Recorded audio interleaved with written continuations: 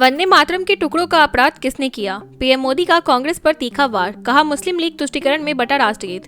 लोकसभा में वंदे मातरम के 150 साल पूरे होने पर चर्चा के दौरान प्रधानमंत्री नरेंद्र मोदी ने कांग्रेस पर बड़ा हमला बोला। उन्होंने कहा कि जो गीत 1905 में महात्मा गांधी और स्वतंत्रता सेनानियों के लिए प्रेरणा थी, उसी वंदे मातरम को कांग्रेस ने वोट बैंक की राजनीति के चलते विभाजित कर दिया। मोदी ने कहा कि कांग्रेस ने मुस्लिम लीग के सामने घुटने टेकते हुए राष्ट्रगीत की भावना को आहत किया और आज भी वही तुष्टीकरण जारी है।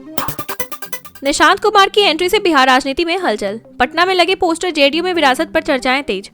बिहार के मुख्यमंत्री नीतीश कुमार के बेटे निशांत की राजनीति में प्रवेश की अटकलें तेज हैं। जदयू दफ्तर पर पार्टी की कमान निशांत को जैसे पोस्टर लगाए गए, जिससे राजनीतिक तापमान बढ़ गया है। 1975 में जन्मे निशांत ने शिक्षा पटना और मसूरी से ली, लेकिन अब तक राजनीति से दूर रहे। हालांकि जदयू ने कहा है कि अंतिम निर्णय निशांत खुद लेंगे, लेकिन सदस्यता अभियान के बीच यह पोस्टर नई चर्चा को जन्म दे रहे हैं। नेहरू की असलियत उजागर होगी। वंदे मातरम बहस से पहले बीजेपी का कांग्रेस पर हमला, कहा इतिहास बताएगा सच्चाई।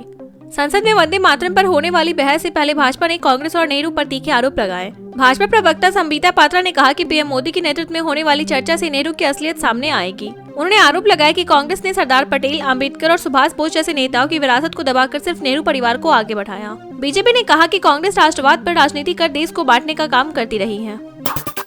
बाबरी मस्जिद की नींव रखवाने का आरोप। बीजेपी ने ममता बनर्जी को घेरा। टीएमसी विधायक हुमायूं कबीर बने विवाद का केंद्र।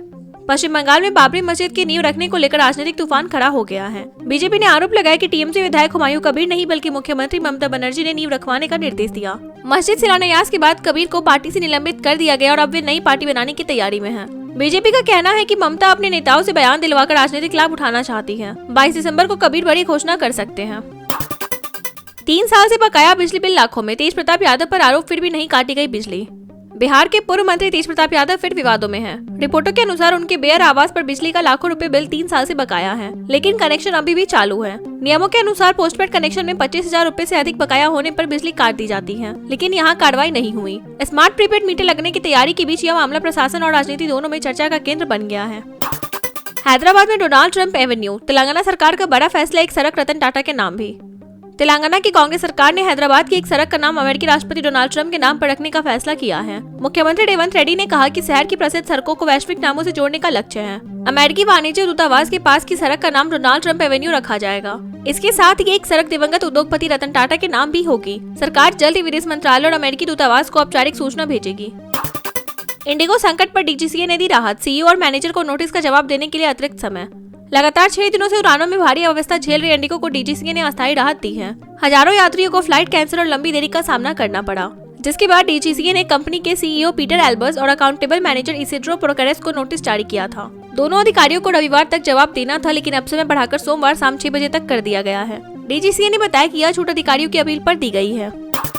500 करोड़ में मिलता है सीएम पद। सिद्धू की पत्नी के बयान से राजनीति गरमाई, कांग्रेस खुद निशाने पर।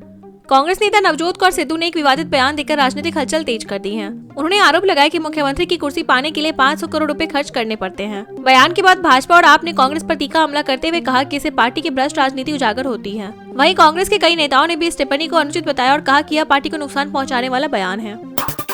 इंडिगो ने फिर रद्द की 200 से ज्यादा फ्लाइट्स। कैसे चेक करें मिनटों में फ्लाइट स्टेटस, जानिए आसान तरीका। इंडिगो की उड़ानों में लगातार संकट जारी और आज फिर 200 से अधिक फ्लाइट्स रद्द कर दी गयी। यात्रियों को परेशानी न हो, इसलिए फ्लाइट स्टेटस तुरंत चेक करना बेहद जरूरी है। यात्री इंडिगो ऐप, वेबसाइट या पीएनआर नंबर से सिर्फ 10 सेकंड में यह जान सकते हैं कि उनकी फ्लाइट कैंसिल, रीशेड्यूल या ऑन टाइम है। मौसम, तकनीकी समस्याओं और ट्रैफिक बढ़ने के कारण उड़ानें प्रभावित हो रही हैं। समय रहते जानकारी लेना यात्रा तनाव से बचा जा सकता है। वंदे मातरम सिर्फ गीत नहीं, एकजुटता का नारा। अखिलेश यादव बोले, कांग्रेस मुस्लिम लीग विवाद को बीजेपी ने फिर उठाया। वंदे मातरम के 150 वर्ष पूरे होने पर संसद में विशेष बहस का आयोजन हो रहा है, जिसकी शुरुआत पीएम मोदी करेंगे। उन्होंने कहा कि स्वतंत्रता आंदोलन के दौरान यह गीत अंग्रेजों के खिलाफ संघर्ष का मुख्य हथियार था। अखिलेश यादव ने कहा कि वंदे मातरम सिर्फ एक गीत नहीं, बल्कि एकता और देशभक्ति का नारा है। मोदी ने आरोप लगाया कि कांग्रेस ने मुस्लिम लीग के दबाव में इस गीत को बांटा और राष्ट्रहित पर राजनीति की।